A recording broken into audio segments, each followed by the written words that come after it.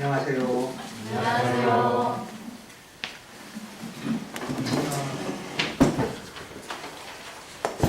우리 교회가 지난 1월부터 수요일에 공동체 연구 모임이라는 이름으로 이제 수요일날 올해부터는 작년, 재작년 수요일날 성서 읽기를 중심으로 한 성서 묵상을 나눴고요. 올해부터는 공동체를 공부하는 공동체라는 주제를 가지고서 1월달부터 지난 1월부터 이제 공부 모임을 갖고 있습니다. 우리 교우들도 한 7, 8분 모시고 또 신학생들도 한 6명 참여하는 그런 모임을 시작을 했습니다.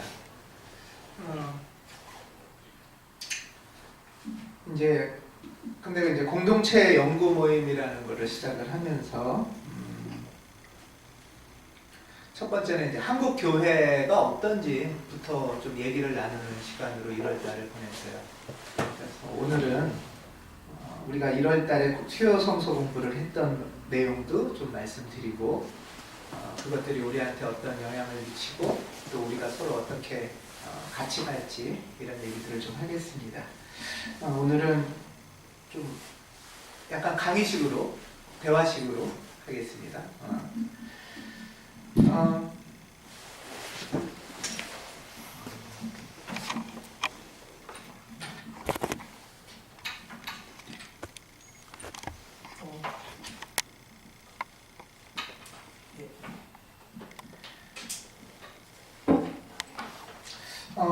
이제 공부의 처음 주제, 수요 성서 공부를 한다 할 때 이제 처음 주제는 공동체가 뭐냐 뭐 이런 얘기를 하지 않았고요. 공동체가 뭔가 어떻게 해야 되는가라는 것보다는 왜 우리가 이런 모임을 모이게 됐는가부터 얘기를 했어요.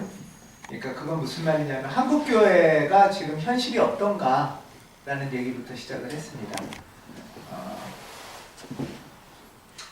왜 그런 얘기를 시작하게 됐냐면 지금 한국교회가 어떤 상태고 어떤지를 우리가 좀 서로 깊이 좀 깨닫고 알아야 지금 이대로 있어도 되는 건지 아니면 어디를 향해서 가야 되는 건지 이제 그게 결정나잖아요. 그렇죠?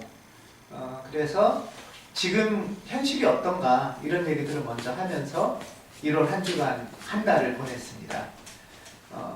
공동체 공부 모임이라는 것이 공동체 운동이라고 이제 저는 얘기를 하는데 운동이라는 거는 뭐죠? 움직이는 거잖아요. 네. 뭐 사회운동을 떠나서라도 운동은 움직이는 건데 그냥 막무가내로 움직이는 게 아니라 어떤 목표나 지향을 갖고서 움직이는 걸 운동이라고 하잖아요. 그렇죠? 그랬을 때 어느 목표를 향해서 이렇게 움직이는 운동을 할 때 왜 가만히 안 있고 움직이는가 그걸 한번 생각해 봐야 되잖아요. 그러면은 지금이 어떤가, 우리가 어디에 서 있는가부터 좀 생각을 해볼 필요가 있겠다 하는 마음으로 한국교회 현실에 대한 얘기를 좀 했어요.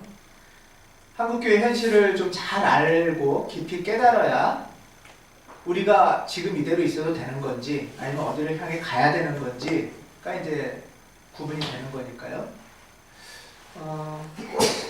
사실 이 질문은 가온교회가 처음 출발하는 이유와 상관이 있습니다. 가온교회가 처음 시작한 게 이제 한 3년이 넘어가는데요. 많은 교회가 있는데 그 교회들을 보면서 감사하니까 우리도 이 교회처럼 그냥 하자 하는 마음으로 시작한 거는 좀 아니거든요. 가온교회를 시작하게 된 이유가 어떤 운동의 어떤 성격을 갖고 지금에서부터 어떤 문제가 있거나 한계가 있으면 이 문제가 뭔지를 깨달으면서 어느 방향을 향해서 나아가자라는 의미로 가온교회를 시작을 했다고 저는 생각을 하고 또 가온교회를 같이 시작하자 하는 마음을 모았던 분들도 그런 마음으로 이제 시작을 해서 지금이 왔습니다. 그리고 이제 가온교회가 한 출발한 지 3년 지나면서 이제 조금 자리가 잡혔다고 할까? 조금 이제 기초가 생겨 가기 시작을 하는 것 같아요. 그러면서 3년이 넘어가면서 올해부터는 뭐 주일날 이거에 아주 집중하기 전에 기초 공부도 나누고 마음도 나누는 마음으로 수요일 날 그 공동체 공부를 하면 좋겠다 하는 마음으로 이제 시작을 하게 됐습니다. 그래서 이제 그 공동체 공부 모임이 미약하지만 시작을 했고 그 결과들을 이렇게 같이 주일날 교우들하고 나누면 좋겠다 하는 생각이 듭니다. 근데 이제 이런 얘기를 하면 그래서 가온교회의 출발 또는 공동체 공부 모임의 목표가 어떤 교회의 개혁운동, 어떤 지향 실천운동이라고 얘기를 하면 그리고 한국교회 현실에 대한 얘기들을 하면 가장 많은 첫 번째 대부분 반응은 이제 이런 거예요. 야, 그런 교회는 감사가 부족하더라. 이런 말을 해요.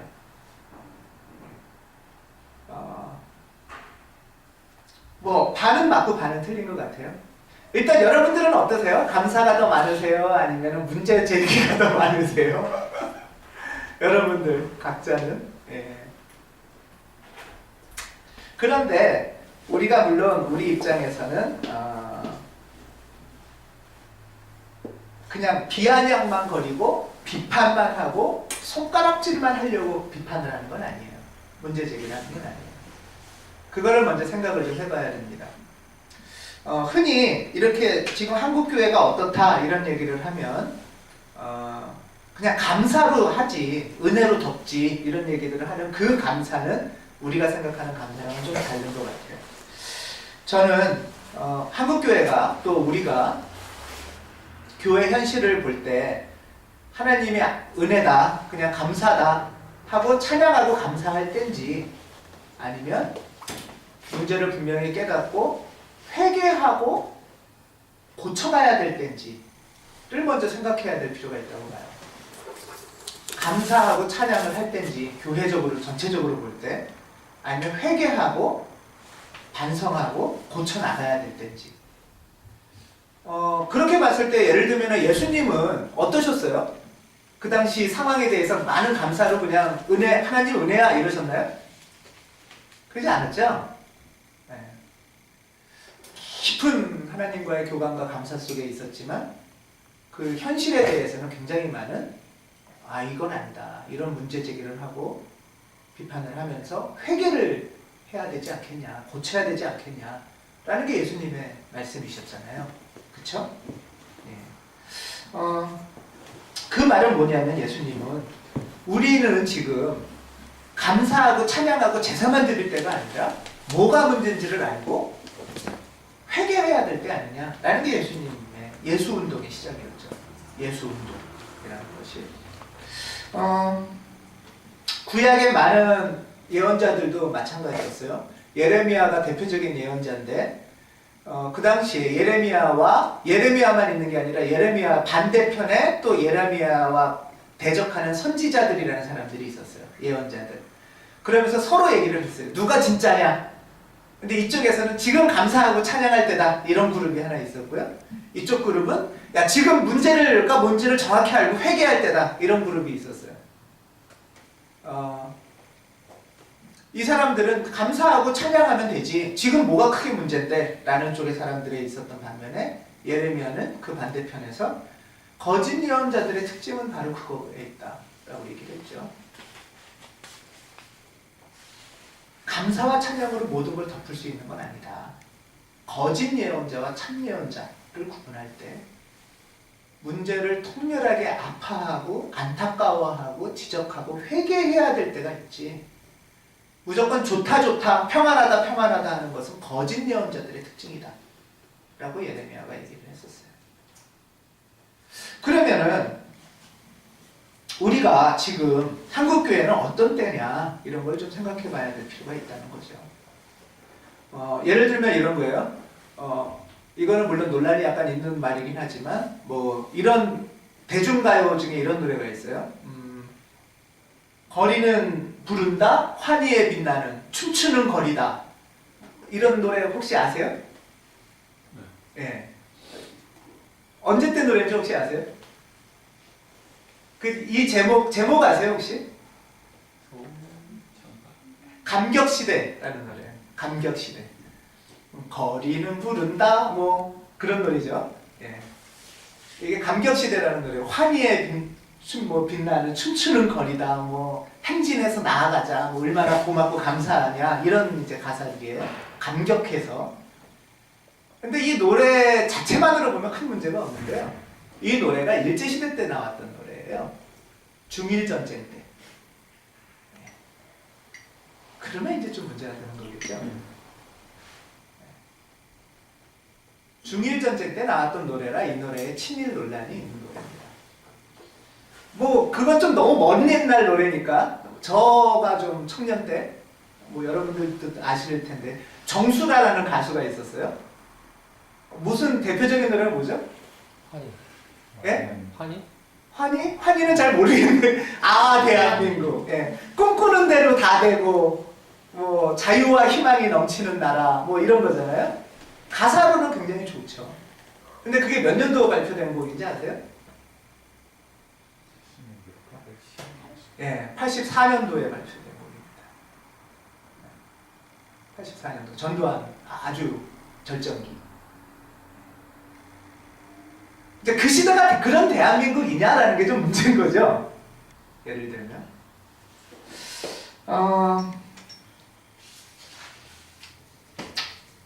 그래서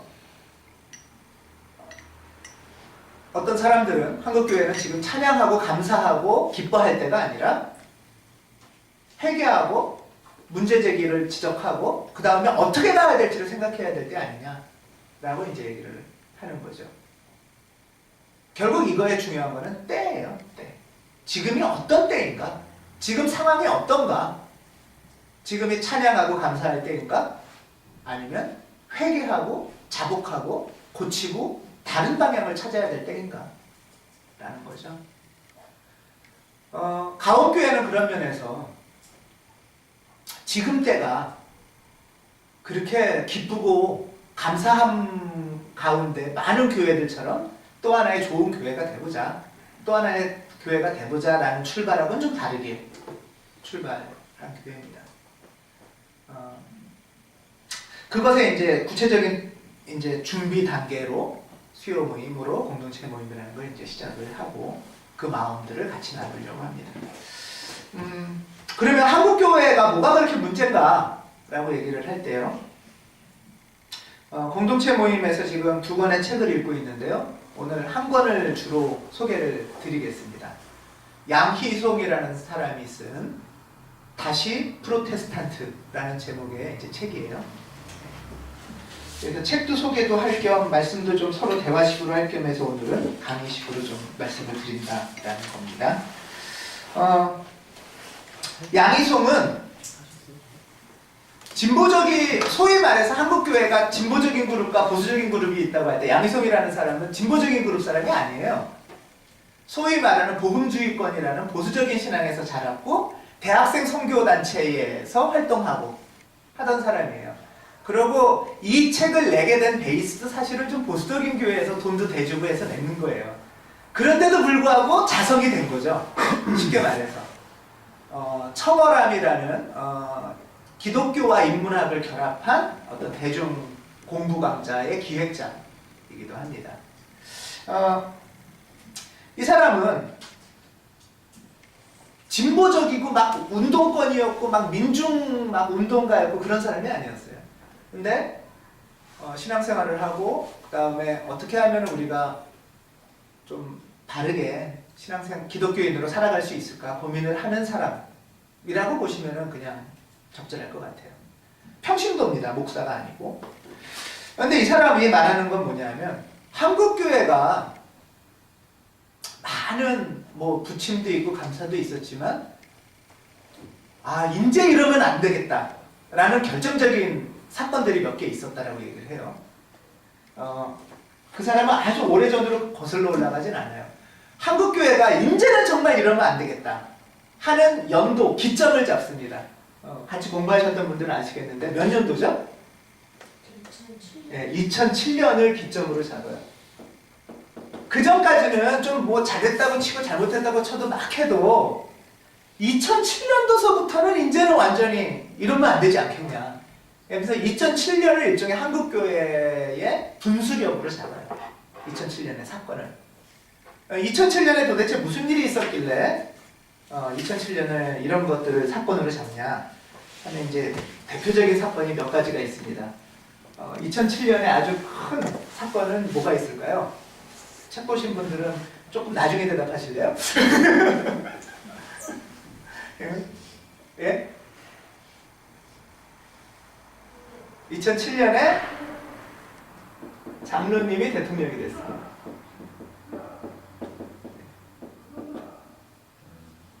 예.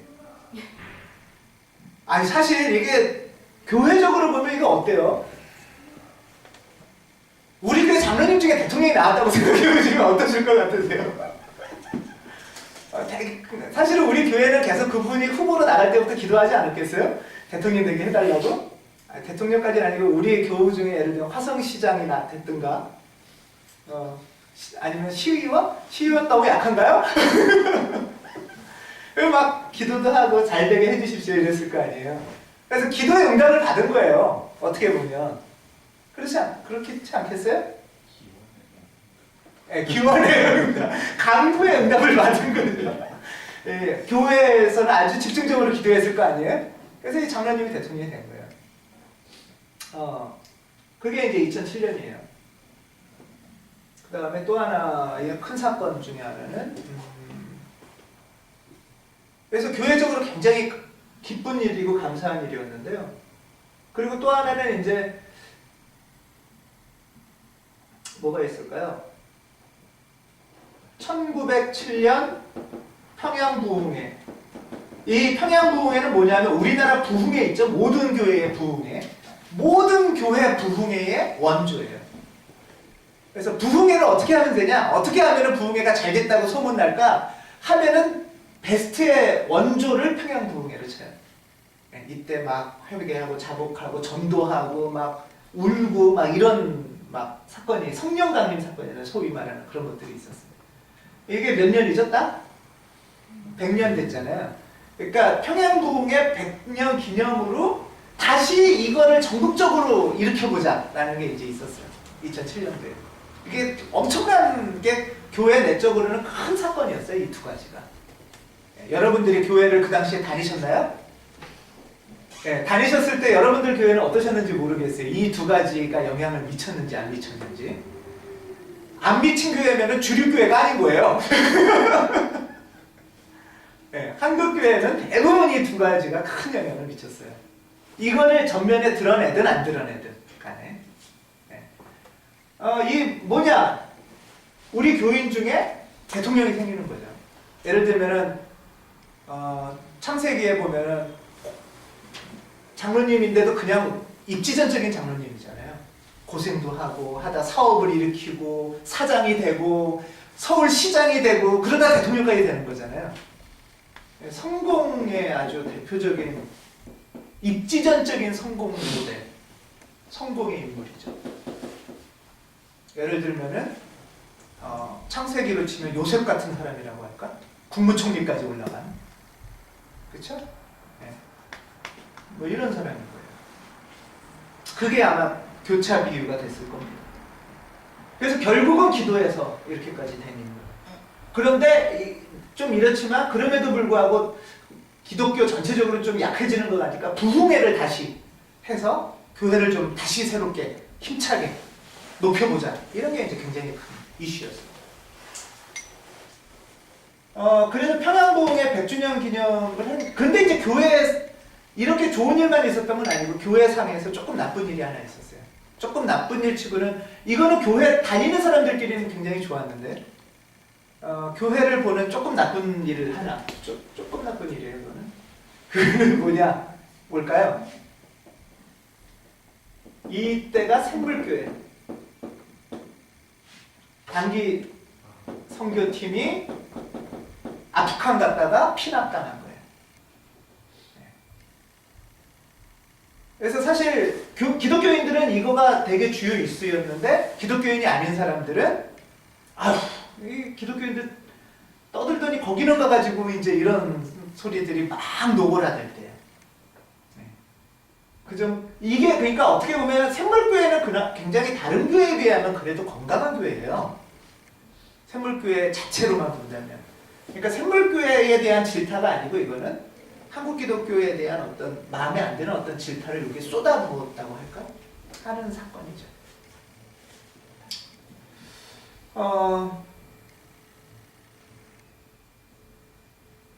그리고 또 하나가 있습니다. 그리고 또 하나가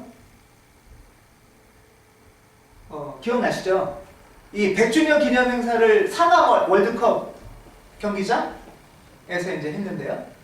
그 바로 밑에서 또 엄청나게 큰 행사라고 해야 될까요? 모임을 가졌었죠. 그게 뭐죠?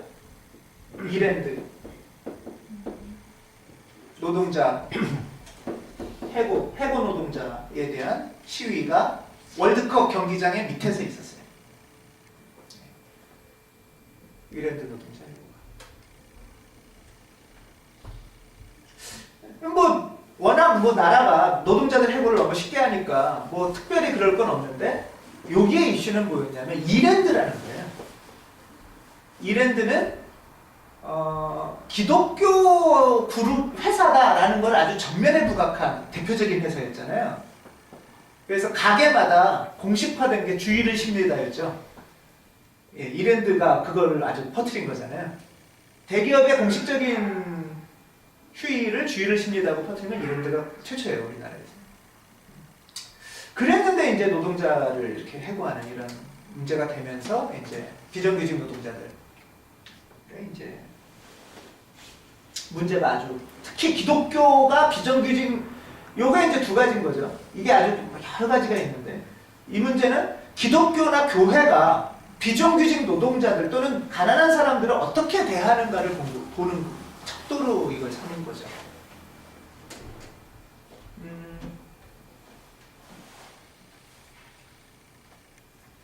여러분들이 2007년도에 다니실 때는 이 네 가지 사건 중에 어느 사건이 여러분들의 신앙에 혹시 영향을 미치셨나요?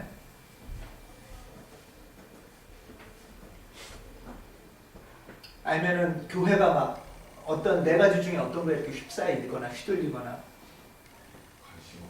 관심 네.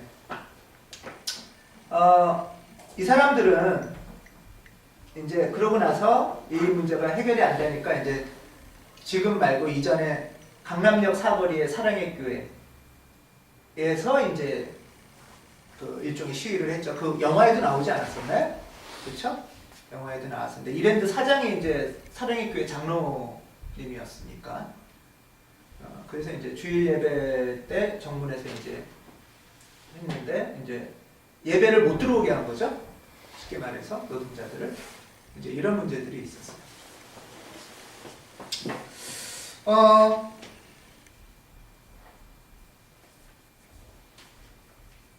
이제 양희성이라는 사람은 보수적인 그룹의 사람이기 때문에 어떤 면에서는 훨씬 그전에도 많은 사건이 있었는데 그래도 이러면서 참고 넘어갔던 경향이 있었는데 2007년에는 아주 분수령이 돼서 더 이상은 어쩔 수가 없지 않냐. 뭔가 바뀌지 않으면 안 되는 거 아니냐. 라는 얘기를 이제 하는 거예요.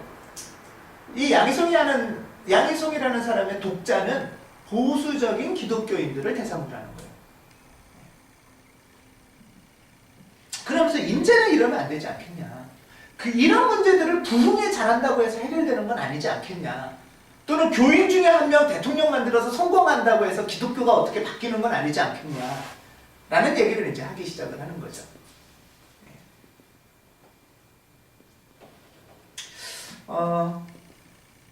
사실 이 속에 아주 복합적인 우리 한국 기독교의 기독교인들의 신앙이 아주 많이 들어가 있어요. 이런 여러 사건들의 원인을 세 가지로 이제 구분을 하죠. 이거는 예습하셨던 분들이 얘기해 주셔도 됩니다. 이런 많은 사건이 있는데 이것의 어떤 원인을 세 가지로 핵심적으로 요약하면 첫 번째는 뭐죠? 여기다 쓸까요? 첫 번째는 성직주의, 두 번째는 성장주의, 세 번째는 승리주의.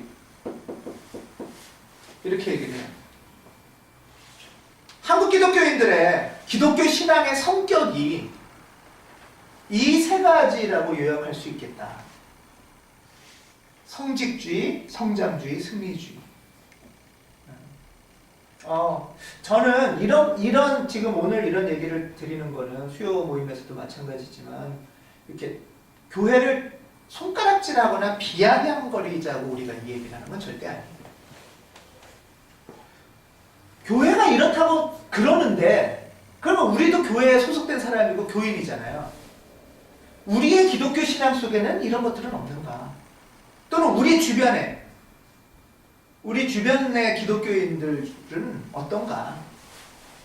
라는 생각들을 먼저 한번 좀 돌아볼, 아프고 안타까운 마음으로 돌아볼 필요가 있지 않을까? 라는 거죠.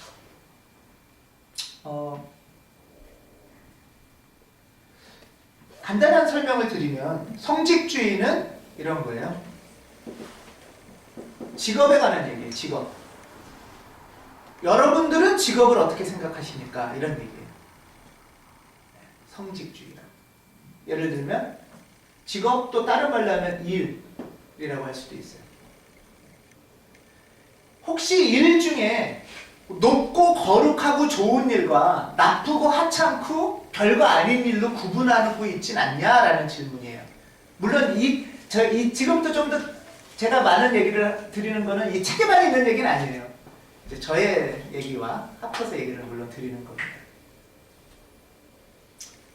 성직주의라는 건 뭐냐면 성직이 있고 성스러운 직이 있고 세속직, 더러운 직이 있다는 얘기예요. 세속직이 있고 성직이 있다. 근데 기독교인들 속에 그런 마음이 있는 거 아니냐? 대통령쯤 되면 성직이고 아니면 대통령은 못 돼도 목사는 성직이고 뭐 허드렛일하거나 노가다 하거나 뭐 비정규직이거나 이런 거는 하찮은 일이거나 부끄러운 일이거나 기독교인들 솔직히 다 그렇게 생각하는 거 아니냐? 이 질문이에요. 딴게 말하면.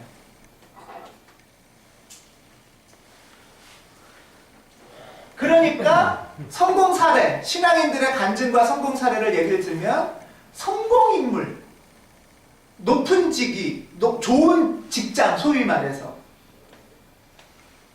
기도 많이 했더니 판검사가 됐다더라. 뭐 기도 많이 했더니 대통령이 됐다더라. 그런 것까지는 아니지만 기도 많이 했더니 이렇게 잘 안정적이고 승진하고 뭐 이런. 이제 그런 얘기를 우리 청년들이나 청소년들이 교회 다니면서 배우면서 들으면 아, 기도를 많이 하면 내가 성공하는 사람이 되겠구나. 아이들이 이제 이렇게 생각을 하겠죠. 그렇죠? 이 성직주의는 성장주의와 연결돼요. 성장주의는 다른 말로 하면 성공주의거든요. 성공주의.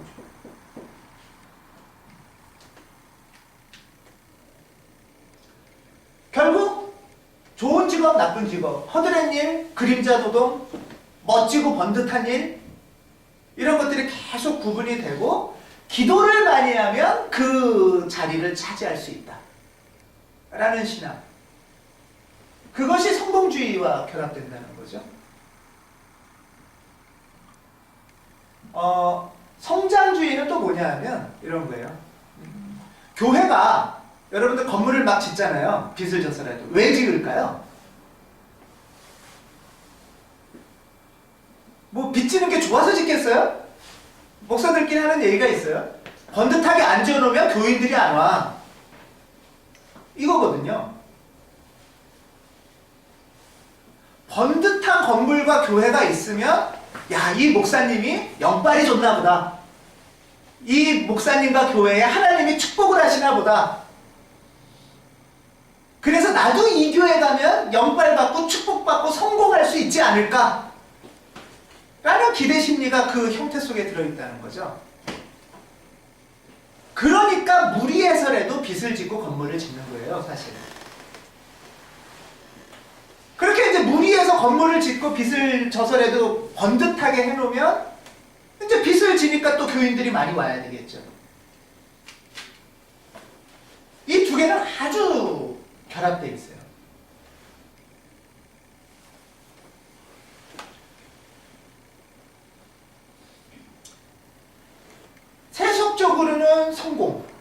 좋은 직장, 아니 좋은 직장이라보다 멋진 번드르란.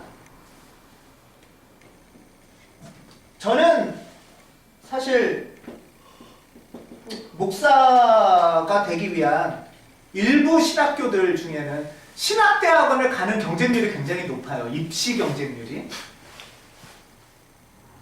목사가 되기 위한 신학대학원을 가는 입시 경쟁률이 굉장히 높은데 그게 바람직한 건가?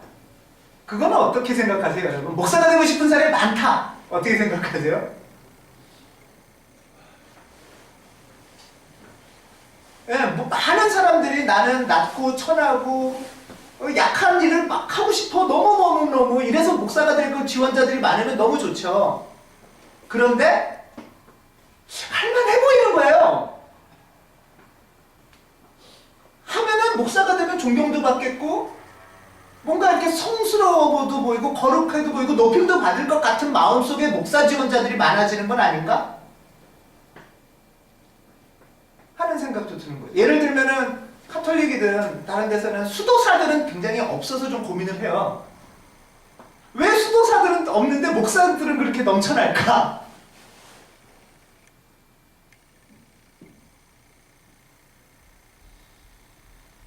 이런 신앙이, 기독교 신앙이 하나님을 믿는 이유가, 교회를 나오는 이유가 이런 거에 있는 건 아니냐라고 지금 한국 기독교가 이렇게 자꾸 되는 건 아니냐라고 묻는 거죠.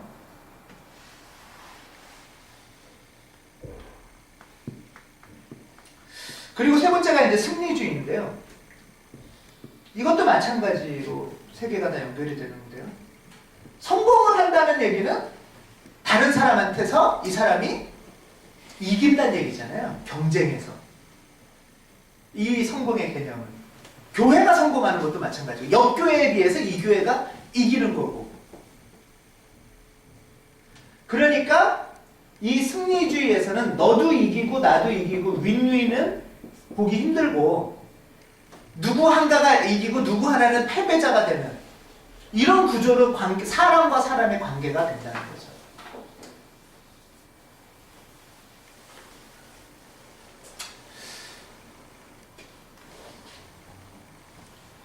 우리의 마음속에 익숙한 마음속에 네가 이기면 나는 지는 거고 내가 이기면 너는 지는 거야 라는 어떤 것이 기독교인들의 마음속에 늘 있는 거. 그런데 하나님을 믿으면 어떻게 돼? 이기게 해준다는 거예요. 힘을 얻게 해준다는 거예요. 승리주의라는 건 다르게 말하면 힘에 대한 동경이에요. 힘. 내가 그 힘을 갖고 싶고 그 힘을 가져서 그 상대방을 이겨야 되는데 하나님한테서 힘을 얻겠다. 이런 슈퍼맨 같은 그런 힘에 대한 동경이라는 거예요. 힘에 대한 동경. 힘에 대한 동경. 다 비슷하죠? 높고, 멋지고, 힘세고. 결국은 기독교인이 되는 목표가 이거냐? 라는 거죠.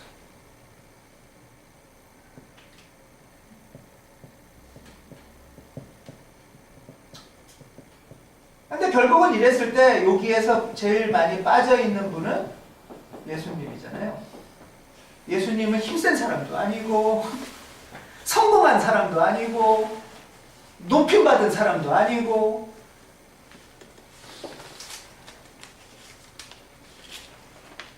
성경에 보면 뭐 볼품이 없다는 말도 나오고 일용직 노동자였고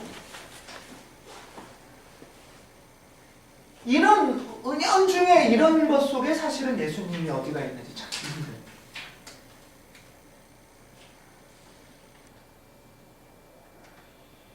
이런 질문들은요 항상 그런 거예요. 이게 아니라면 왜 우리는 예수님을 믿을까? 왜 예수를 구원자라고 하고 왜 교회를 나올까를 우리는 다시 물어야 되지 않겠냐라는 거죠. 왜 모여서 예배드리고 사람들은 그런 거예요. 너희들은 모여서 뭘 바라고 어디를 향해 가려고 그러니? 라는 거예요. 승리주의, 만약에 성장주의가 성공주의랑 비슷하다면 승리주의랑 비슷한 거는 베타주의라고 할 수도 있어요. 베타주의. 나만 오라. 나만 오라. 나만 옳게 되니까 상대 말을 듣겠어요? 안 듣겠어요? 안 듣겠죠? 내 얘기를 많이 해야 돼요. 그래서 내 얘기를 많이 하는 이유는 내가 옳으니까 상대방을 내 편으로 끌어들이고 설득하는 거잖아요. 그렇죠? 우리가 잘못 이해하고 있는 건 뭐냐 하면 이거를 전도나 선교라고 생각하는 거예요.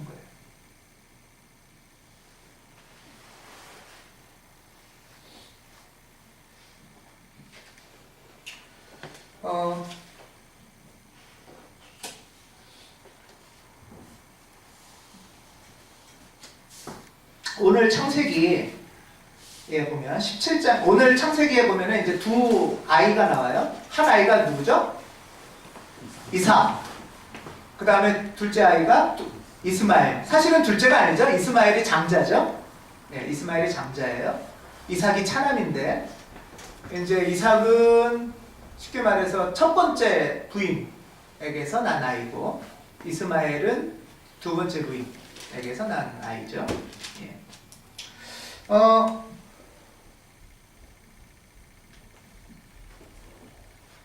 자, 여러분들은 이제 이삭과 이스마엘이 있는데, 이 두 아이를 어떻게 해야 되나요? 무슨 말씀이냐? 전통적으로 우리는 둘 중에 하나를 선택해야 되고, 하나님은 둘 중에 한 명의 편에 있고, 한 명은 택하고 한 명은 버린다 라는 게 우리의 기본적인 신앙의 태도들이에요. 어쩌면 그게 승리주의나 배타주의일 수 있어요. 그리고 유대인들은 당연히 이스마엘을 버리고 이삭을 택하는 거죠. 사실 기독교 전통도 다수 기독교인들도 그렇다고 생각해요. 하나를 취하고 하나는 가짜야, 너는 아니야 이러고 버리는 거예요. 이기고 지는 관계로 늘 존재를 하는 거죠. 그런데 오늘 17절에 보면 하나님이 그 아이가 우는 소리를 들으셨다 라고 말하고요. 본문 마지막에도 하나님이 들으셨다. 그 아이가 우는 소리를. 이 아이는 이스마엘이에요. 쫓겨난 이스마엘. 이스마엘의 낱말 뜻은 하나님이 들으셨다 라는 뜻이에요. 엘이 하나님이라는 뜻이고요. 자, 여러분, 우는 소리를 하나님이 들으셨다 하면은 기억나는 혹시 성경 본문 없으세요? 울부짖는 소리를 하나님이 들으셨다. 예, 이집트에서 노예들이 부르짖을 때 하나님이 들으시고 이 노예들을 내가 해방시켜줘야겠다 라고 하는 거죠. 출애굽 하나님, 노예의 하나님. 그건 출애굽 1장, 2장에 나오는 말이에요. 근데 선민이라는 유태인들이라고도 할 수 있는 그 노예들의 소리를 듣기 전에 하나님이 들으셨다라는 낱말이 창세기에서 이스마엘에서 나와요.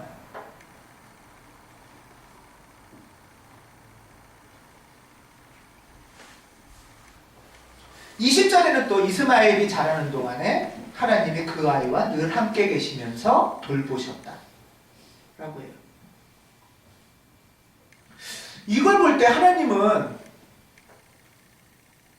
우리는 흔히 이삭은 하나님이 만들었고 이스마엘은 사탄이 만들었다고 착각을 하는 경우가 있단 말이에요. 그렇죠? 근데 그렇지 않잖아요. 이삭도 하나님이 만드셨고 이스마엘도 하나님이 만드셨죠. 그리고 하나님은 이삭의 소리도 들으시듯이 이스마엘의 소리도 들으시는 분이라고 성경에 나와요. 우리가 지난주에 말씀에 이웃사람 얘기를 했는데, 이웃사람은 상대를 내 편으로 끌어들이는 게 아니라 나랑 다른 사람과 나 사이에 하나님이 계시다는 것을 생각해 보는 거예요. 또는 나랑 다른 방식으로 저 사람에게도 하나님이 어떤 식으로 움직이실까를 바라보는 거죠.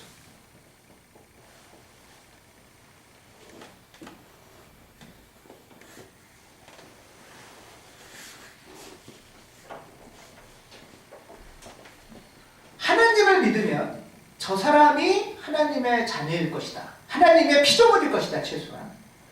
그리고 하나님이 저 사람에게도 어떤 방식으로 일하실 것이다. 나는 잘 모르지만 하는 것이 있을 수 있지 않나요? 이거를 신학에서는 하나님의 선교라고 부릅니다.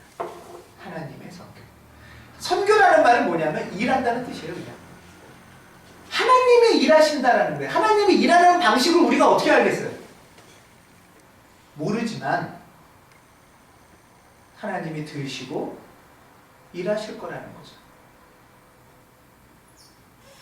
왜? 나보다 하나님이 그 사람을, 이웃 사람을 더 잘하실 테니까.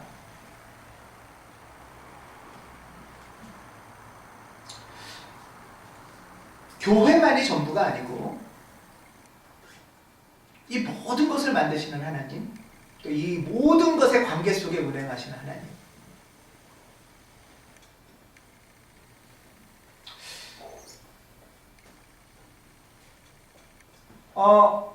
배타주의나 승리주의는 이런 거예요.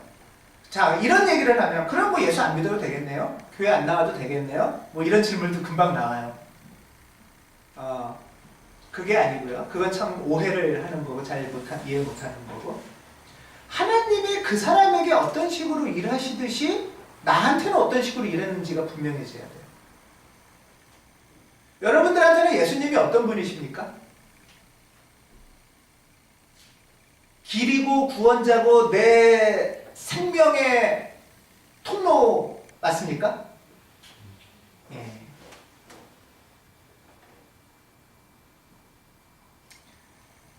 그런데 지금 방금 이렇게 배타주의를 벗어나서 하나님을 신뢰하려면 하나님이 나한테 어떻게 행동하고 일하셨는지에 대한 더 확실한 자기 고백과 정체성이 있어야 돼요. 안 그러면 흔들리고 두려울 것 같은 거예요. 무서울 것 같아요.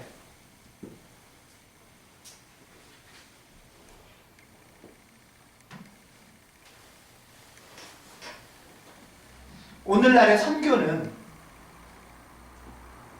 잡아 끄는 게 아니라 대화라고 말합니다. 대화. 나는 이런 하나님을 만났어. 나한테 하나님을 만나게 해주신 분은 예수님이야.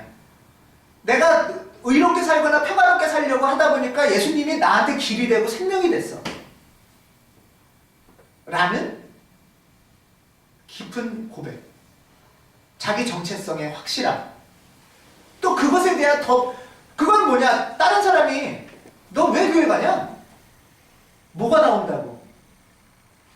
뭐 성장하려는 것도 아니고 좋은 직장 가지려는 것도 아니고 성공하려는 것도 아니고 막 남 까부시려는 것도 아니고 왜 교회 가냐?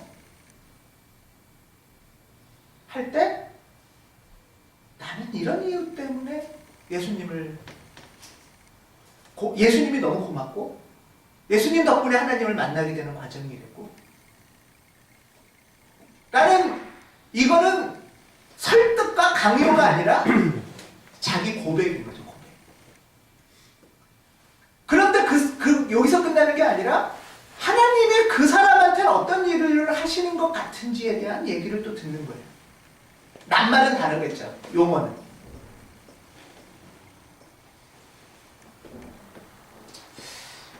그래서 오늘날 선교는 대화라고 합니다. 평화적 대화, 열린 대화. 대화는 뭐죠? 내가 정직하게 나를 드러내고 상대의 얘기를 또 정직하게 듣는 거잖아요. 폭력적으로 얘기하는 게 아니라 평화적으로. 우리 다음 주부터 뭐 배우죠? 비폭력 대화 배우죠? 네. 비폭력 대화가 저는 우리 교회 전도 프로그램입니다. 다른 교회에서 전도 폭발 이런 거 막 뻥 터지고 이런 거 할 때 부부 사이에도 그렇고 가족 사이에도 그렇고 이웃 사이에도 나는 이런 예수님, 나는 이런 하나님. 또 그 사람은 어떤 신앙이란 말은 안 쓰겠지만 삶의 신비가 있는지, 어떻게 정의나 평화로운 길, 또 내면의 깊은 기쁨의 길로 그 사람은 가는지 물어보는 거죠.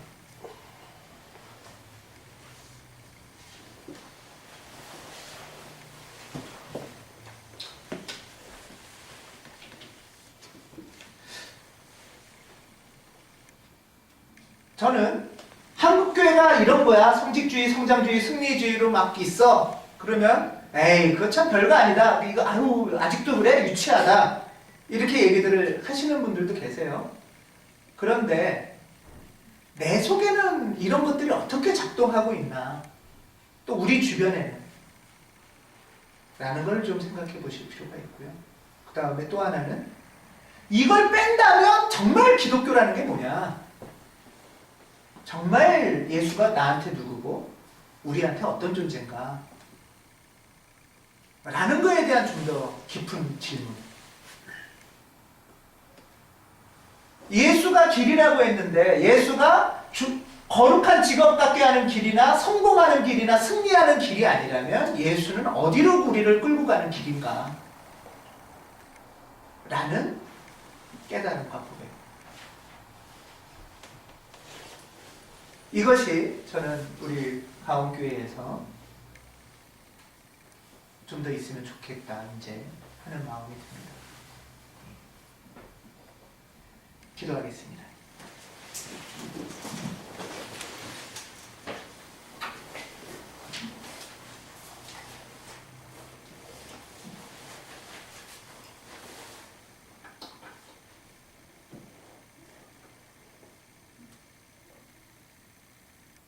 우리가 늘 예수님을 구원자요, 길이요, 통로라고 고백합니다. 예수를 밟고 가면 그 길은 우리를 어디로 이끌어 가실까요? 우리의 바람은 무엇이고 우리가 고백하고 싶은 것은 무엇일까요? 그저 유치하다, 손가락질하거나 비아냥거리는 것이 아니라